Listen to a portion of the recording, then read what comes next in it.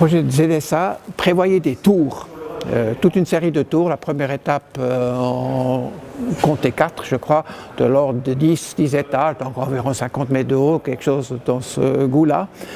Et quand ce projet a été mis à l'enquête, il y avait eu un tollé dans la population qui rouspétait parce que ça a bouché la vue. Le président Cozoné a à un moment donné dit bon, on n'est pas sûr de l'aboutissement, on ne va pas perdre plus de temps, on va de l'avant et on fait un nouveau projet sans tour.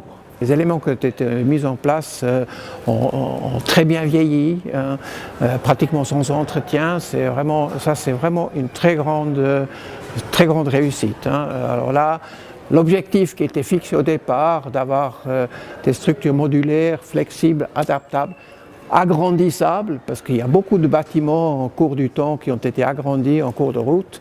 Vous regardez par exemple le bâtiment de mathématiques, toute l'aile sud a été rajoutée plusieurs années après, mais vous voyez aucune différence entre ce qui était avant et puis ce qui est venu se rajouter par la suite.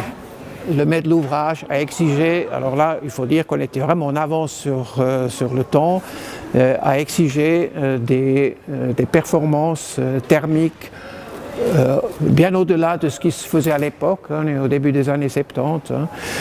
Et l'architecte a répondu à cela en développant ce type de façade. C'est un système qui a très bien fonctionné, ça a très bien vieilli.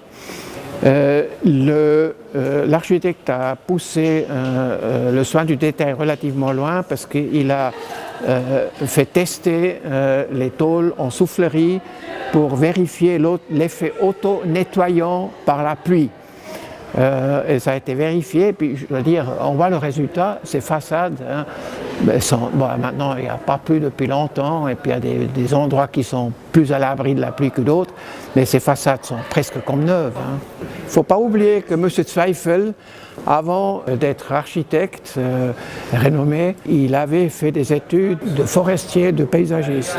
L'idée était d'abord d'amener la verdure sur les toits. L'autre principe, c'était à l'extérieur des bâtiments, travailler avec des plantes régionales et puis d'avoir pas du gazon, mais de la prairie.